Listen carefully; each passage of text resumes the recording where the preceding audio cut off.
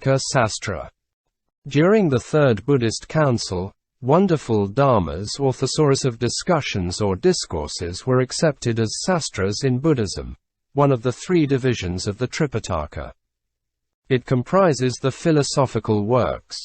The first compilation is accredited to Maha Kasyapa, disciple of Buddha, but the work is of a later period. According to Buddhism, there are four famous sastras. The Madhyamika Sastra or Pranyamula Sastratika was among the famous sastras in the Thesaurus of Discussions, composed by Nagarjuna. Long though 4 books. The first and principal work of the 3 main works of the middle school, composed by Nagarjuna. Fortunately, the Sanskrit text of it has been preserved. It was translated into Chinese by Kumarajiva. It is a treatise of 400 verses in which Nagarjuna refutes certain wrong views of Mahayana or of general philosophers, thereby rejecting all realistic and pluralistic ideas, and indirectly establishing his monistic doctrine. The Madhyamaka system is neither skepticism nor agnosticism. It is an open invitation to everyone to see reality face to face. According to the Survey of Buddhism, Sangharakshita's summary of the Madhyamaka system as follows. Buddhism may be compared to a tree. Buddha's transcendental realization is the root. The basic Buddhism is the trunk, the distinctive Mahayana doctrines the branches, and the schools and sub-schools of the Mahayana the flowers. Now the function of flowers, however beautiful, is to produce fruit. Philosophy, to be more than barren speculation, must find its reason and its fulfillment in a way of life. Thought should lead to action. Doctrine gives birth to method. The bodhisattva ideal is the perfectly ripened fruit of the whole vast tree of Buddhism. Just as the fruit encloses the seeds, so within the bodhisattva ideal are recombined all the different and sometimes seemingly divergent elements of Mahayana. According to Jaydev Singh in an introduction to Madhyamaka philosophy, we have seen the main features of Madhyamaka philosophy. It is both philosophy and mysticism. By its dialectic, its critical probe into all the categories of thought, it relentlessly exposes the pretensions of reason to know truth. The hour of reason's despair, however, becomes the hour of truth. The seeker now turns to meditation on the various forms of sunyata and the practice of prajnaparamitas. By moral and yogic practices, he is prepared to receive the truth. In the final stage of prajna, the wheels of imagination are stopped, the discursive mind is stilled, and in that silence reality stoops to kiss the eye of the aspirant. He receives the accolade of prajna and becomes the knight-errant of truth. It is an experience of a different dimension, spaceless, timeless, which is beyond the province of thought and speech. Hence it cannot be expressed in any human language. 9. Yogacaryabhumi Sastra. Before talking about the Yogacaryabhumi Sastra, let's talk a little bit about the yogacara. Yogacarya means a teacher, or master of, or of Vijnanavada sect. One of the central practices of Tibetan Buddhist tantric systems, which involves purifying one's awareness by visualizing one's guru as a Buddha. One imagines the guru as embodying all the good qualities of all the Buddhas, and one simultaneously cultivates an attitude of perceiving oneself and the guru as being empty of inherent existence. By also visualizing oneself and the guru as being inseparable in nature, one is able to attain Buddhahood quickly by becoming familiar with having actualized the attributes of Buddhahood.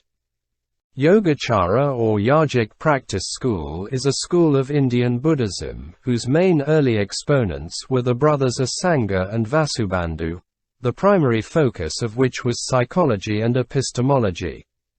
The term, yogic practice school, may have been an implied rejection of the emphasis on dialectic. Tai Bian Chung, and debate found in other Indian Buddhist traditions, particularly the Madhyamaka. Meditation practice and analysis of the workings of the mind are central concerns of Yogacara, as reflected in the voluminous literature it produced on these subjects.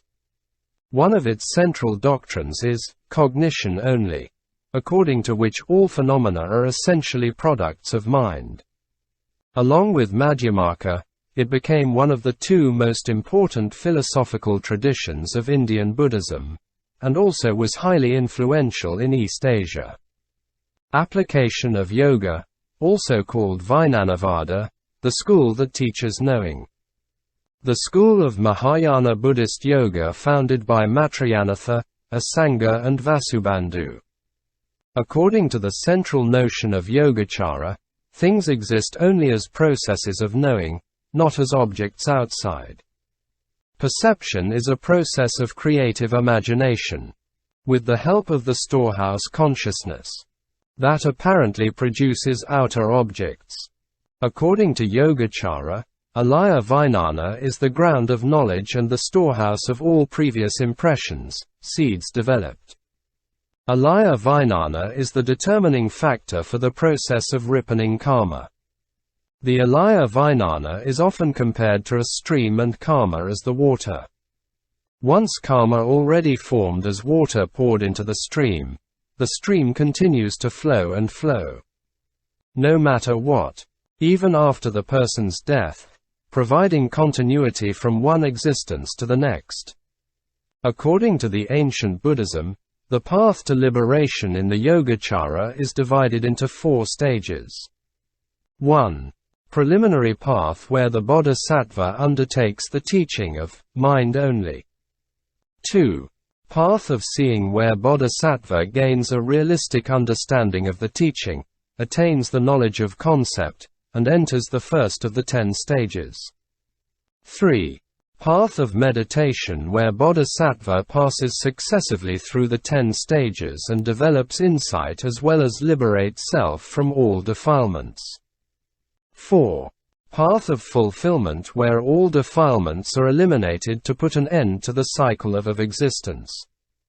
Yogacara school is one of the 2 main schools of Mahayana Buddhism.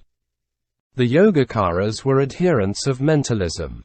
They do not make any undue claims for the non-origination theory, notwithstanding the fact that they too hold the world to be unreal. Thus both the Madhyamika and the Yogacara schools maintain the Maya-like nature of the world. The Advaitins, likewise, adhere to the Maya doctrine in order to sustain their belief in Advaitism.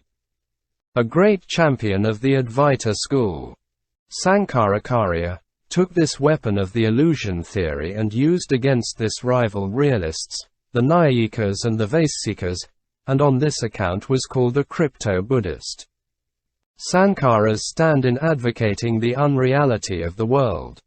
However, is logical and independent, for according to the Upanishads there existed previously only the Brahman or Atman, and things other than that were unreal and diseased.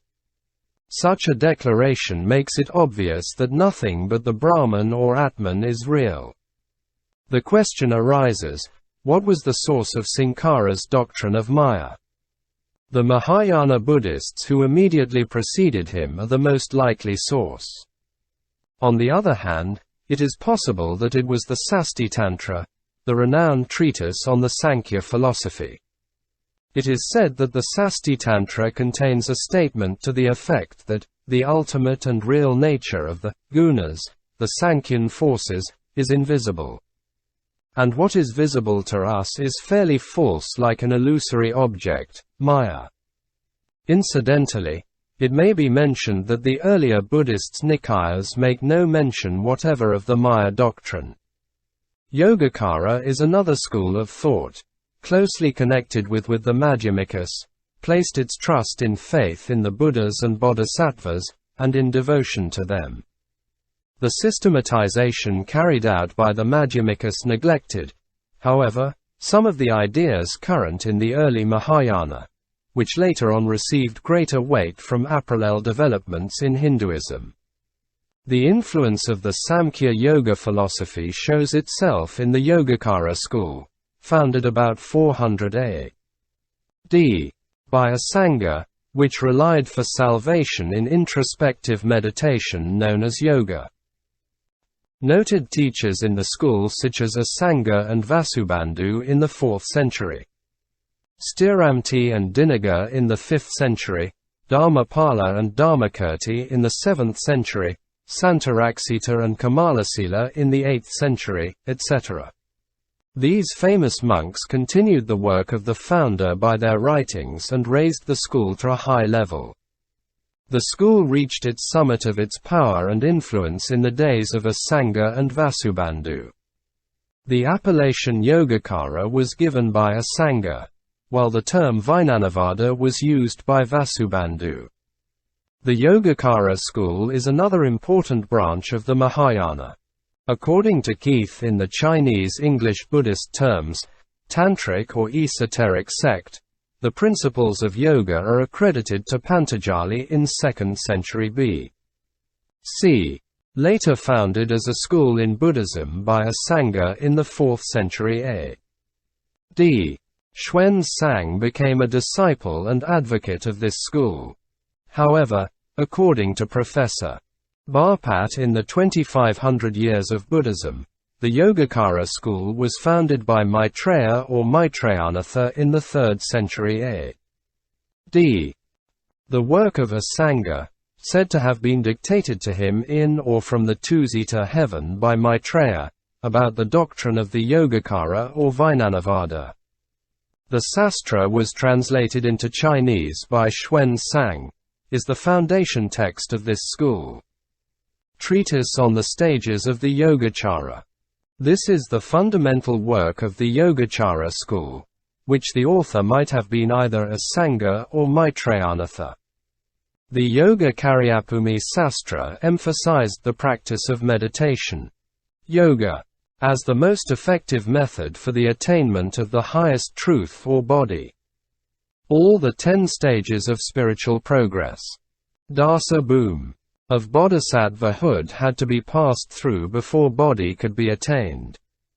The yogacaryabhumi sastra also emphasized the vijnanavada on account of the fact that it holds nothing but consciousness, vijnaptimatra, to be the ultimate reality. In short, it teaches subjective idealism, or that thought alone is real. The yogacaryabhumi sastra brings out the practical side of philosophy, while the Vijnanavada brings out its speculative features. The Lankavatara Sutra, an important work of this school, maintains that only the mind, citamatra, is real, while external objects are not. They are unreal like dreams, mirages and sky flowers. Citamatra, in this case, is different from alayavijnana, which is the repository of consciousness underlying the subject-object duality. Later, a commentary on the Yogacaryabhumi Sastra, composed by Jinaputra, translated into Chinese by Hsuan-tsang,